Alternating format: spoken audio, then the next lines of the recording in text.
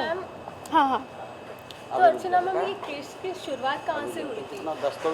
क्या हुआ था कि जब मैं रायपुर गई थी, दीदी का एक अधिवेशन था, मतलब कांग्रेस पार्टी का एक अधिवेशन था।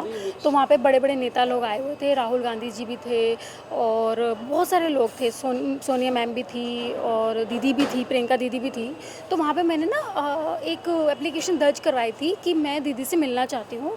तो संदीप सिंह ने बोला था मुझे, उनके जो पीए हैं उन्होंने बोला था कि ठीक है आप रायपुर आ जाओ, हम आपको मिलवा देते हैं। उसके बाद में वहाँ जाने के बाद उन्होंने ना मुझे कार्ड प्रोवाइड किया, एंट्री कार्ड प्रोवाइड किया, कुछ नहीं किया। तो तब मैंने उनको बोला कि आपने मुझे बुलाया, मैं मुंबई से इतना दूर आई हूँ और आपने मुझे कार्ड तक प्रोवाइड नहीं किया, एंट्री तक नहीं मिली। वो तो चलो ठीक है, लोगों ने मुझे देखा है बिग बॉस में, तो उसकी वजह से मैं अंदर चली गई। फिर उसके बाद में मिली नहीं, तो एक दिन मैं मिली नहीं। तो फिर वहाँ पे एक बड़े नेता थे, उनके माध्यम से मैं दीदी से मिली, वो भी पीछे की गेट से।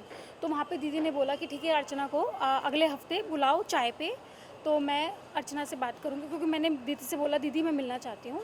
उसके बाद में क्या हुआ, इसको गुस्सा आया और उसको ये लगा कि तुम यहाँ कैसे आ गई, मतलब तुमको तो मैंने बुलाया नहीं। तो मैंने उनको बोला कि मैं किसी माध्यम से आई हूँ। कह रहा अच्छा दूसरों के माध्यम से, ठीक है तुझे देखता। तो उसने कुछ अटपटाए हुए शब्द, शब्द यूज़ किए। हाँ हाँ, जिसको मैंने अपनी जो मेरी कंप्लेंट थी उसमें मैंने लिखवा दिया गया है।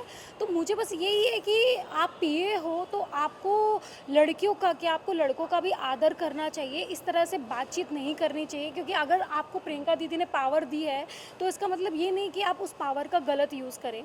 तो उस चीज़ पे मैंने, फिर मुझे पसंद नहीं आया कि जब मुझे ये भी इंसान कह सकता है, और जबकि मेरी उससे कोई दुश्मनी नहीं, कुछ भी नहीं। और मैंने ये भी बोला था, मैंने यहाँ तक कि बिग बॉस में भी दीदी के खिलाफ़ किसी ने बोला तो मैंने मतलब कुछ, मतलब मैं सुन नहीं पाती हूँ दीदी के खिलाफ़ कुछ भी कोई बोलता है।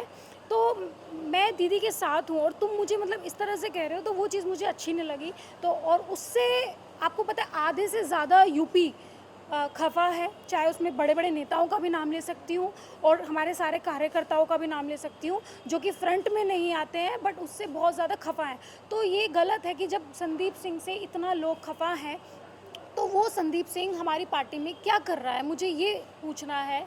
और अपशब्द बोलना, मारपीट करना, यहाँ तक कि उसने इतनी मारपीट भी की है, उसके भी सारे सबूत हैं। तो मुझे समझ में नहीं आता कि पार्टी ने उसको रखा क्यों है, जब वो इतनी हद तक गिर के चीज़ें करता है। तो मुझे ये समझ में नहीं आता है। तो इस चीज़ की मेरी लड़ाई चल रही है कि मतलब लाइक मैं नहीं बर्दाश्त कर पाऊँगी, और मैं आज तक कोई गलत चीज़ बर्दाश्त नहीं कर पाती हूँ, और जो भी है मुँह पे बोलती हूँ वो सही है। आज आपने किस बारे में स्टेटमेंट दिया? बस मेरा जो पुराना स्टेटमेंट था उसके खिलाफ वही मेरा सेम है। बस मैंने ये बोला है कि मैं छत्तीसगढ़ नहीं आ सकती हूँ अपना केस लड़ने के लिए, तो आप मेरा केस ट्रांसफ़र कीजिए यूपी में, तो फिर मैं कार्रवाई करूँगी, अदरवाइज़ मैं छत्तीसगढ़ नहीं आऊँगी।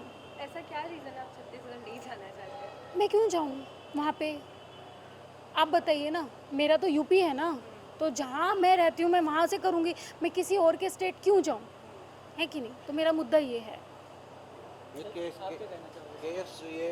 केस भी मैंने अपने जनपद मेरठ में किया है। इसमें जो हमारा यूपी है मैंने किया, एक पिता होने के नाते। बेटी ने केस नहीं दाखिल किया था, क्योंकि मैं जानता हूँ कि वो दबंग है, बदमाश टाइप का आदमी है। और आप लोग जानते हैं कि नेता लोगों की जो पावर होती है ना इनकी, वो आजकल हमारी बहन बेटियाँ बहुत सी को मार देते हैं, ये कर देते हैं, बहुत कुछ कर देते हैं लोग। तो मैं बेटी को इससे दूर रखा हूँ और इसकी लड़ाई मैं लड़ूंगा, बेटी के फेवर से मैं लड़ रहा हूँ। या केस भी मैंने दायर किया है, क्योंकि मैं बेटी को नहीं चाहता कि फ्रंट पे रहे भाई इस पे केस में, क्योंकि ये लोग, इन लोगों को कुछ नहीं, इनका तो एक पंचनामा होता है और पावर इतनी होती है कि इनका कोई कुछ नहीं कर पाता। आपने देखा होगा ना, हमारी बहन बेटियाँ इतनी मरती हैं, राजनीति में जाती है, वैसे भी किसी की डेड बॉडी कहीं, तो ये लोग बहुत गंदे लोग हैं। मैं ऐसे लोगों से लड़ने के लिए, मैं आदमी तो ठीक है लेकिन बेटी को मैं थोड़ा सा दूर रख रहा हूँ, और मैं इसमें कार्रवाई करूँगा जहाँ तक मेरे से हो सकेगा। सर अभी एक सीन हो गया कि ऑफिसर मीडिया के सामने नहीं आया और चले गए। हाँ वो देखो आपके सामने वो, बट ये सच में मुझे नहीं अच्छा एडिशनल लगा, एसपी और थे वे। सच में मैं रायपुर पुलिस को बोलना चाहती हूँ कि देखो ये सही नहीं है कि आपने आप डिप्टी एसपी है ना बाबा, हाँ डिप्टी एसपी है, यानी डिप्टी कमिश्नर आप बोल सकते हैं, एडिशनल कमिश्नर आप बोल सकते हैं। तो उनका फ़र्ज़ बनता है लड़कियों की देखभाल करना, सेवा करना और गलत चीज़ों को बढ़ावा ना देना। बट उनके साथ एक महिला पुलिस आई थी जो इंस्पेक्टर थी, उनको वो छोड़ के चले गए। और मुझे समझ में नहीं आ रहा है कि हमने कुछ गलत नहीं किया, हमने कुछ चीज़ें नहीं करी, तो ठीक है, अगर मीडिया कुछ पूछ रही थी तो आप सीधा सीधा जवाब देते कि हाँ मैंने दे दिया है, सिंपल। बट ऐसे डर के भागने की क्या ज़रूरत है? अगर पुलिस वाले ही ऐसे भागेंगे तो फिर क्या होएगा? फिर तो देश में मुझे नहीं लगता कि कोई सेफ़ है। और आपके सामने आपने देखा कि जैसे मैं बाहर निकली, एक्चुअली लिफ्ट पहले चली गई थी, वो लिफ्ट में चले गए थे और हम लोग तीनों बाद में रह गए थे। बट फिर यहाँ आने के बाद देखा तो वो चले जा चुके हैं। तो मैं बस उनसे यही बोलना चाहती हूँ कि आपने जनता की देखभाल करने का ज़िम्मा उठाया है, इस तरह से भागने का नहीं उठाया। क्योंकि अगर आप भी भागेंगे तो फिर हम लोगों को तो फिर चुल्लू भर पानी में डूब के मरना चाहिए, फिर तो चीज़ें सेफ़ नहीं है।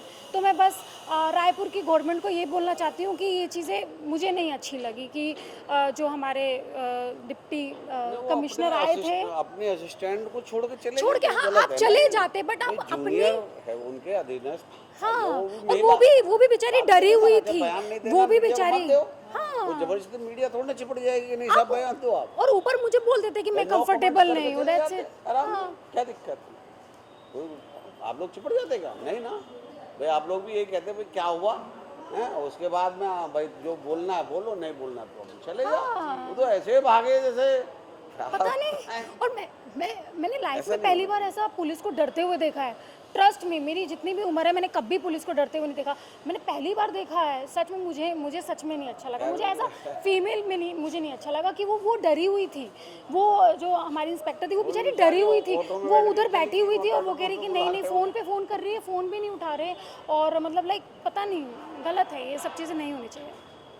बट इट्स ओके, नसीब में नहीं था उनसे बात करना तो चलेगा, बट कोई बात नहीं। मतलब मैं खुद बोल रही हूँ, मेरा स्टेटमेंट अच्छा से हो गया है और simple. Thank you so much. कि हमारा केस को हमारे जनपद में भेजें, हाँ। हम वहाँ पैरवी कर सकते हैं, हम रायपुर में पैरवी। बेटा एक बात बताइए, आप सब लोग मीडिया वाले आप जानते समझदार हैं, मैं वहाँ जाऊँ, मेरी बेटी वहाँ जाए, उसकी सरकार है कांग्रेस की, पीए है वो प्रियंका, वो पुलिस से इनकाउंटर करवा दे हमारा, एक्सीडेंट करवा दे गाड़ी को, क्या करेगा? एक्सीडेंट करेगा क्या? भाई एक्सीडेंट हो गया जी, पंचनामा भरो, मर गए। नहीं बट ऐसा होगा नहीं, बट एक जहन आ जाता है। अरे वो दबंग है भाई, जो पैसा जिसके पास है। हाँ ये बात है, ये वो गुंडा है, गुंडा है वो। जेएनयू का गुंडा है वो। जेएनयू का गुंडा पहले वो उसके मनमोहन सिंह के फोटो जलाया करता था, अब वो प्रधानमंत्री के फोटो जलाता है, अब वो पीए बन गया। वो तो वहाँ का गुंडा है, जेएनयू का, हकीकत है, मैं बयान दे रहा हूँ, वो गुंडा है वहाँ का भाई, कोई हल्का आदमी नहीं हो। तो इसलिए हम जैसे लोग, क्योंकि हमारी बेटी का अपमान हुआ, हम तो ये तो नहीं कह रहे कि हमारा तो भाई हमारा अपमान किया ना हमारी बेटी का। आपने सबको एक जैसा क्या समझ लोगे भाई? आप एक आदमी अपमान बर्दाश्त कर सकता, एक आदमी अपमान बर्दाश्त नहीं कर सकता, तो हम उनमें से ही हैं, हम अपमान बर्दाश्त नहीं करते। और ना, हाँ मैं बर्दाश्त भी नहीं करूँगी, ना बर्दाश्त करने दूंगी। अगर सामने किसी की रिस्पेक्ट नहीं हो रही है तो उसको भी नहीं छोड़ूंगी। सबको सम्मान तो देते ऐसा हैं। है, फिर चाहे कुछ भी हो। तो खैर आज का हुआ, थैंक यू सो मच। ठीक है पापा, चले अब आप जूस पी लो जल्दी जल्दी।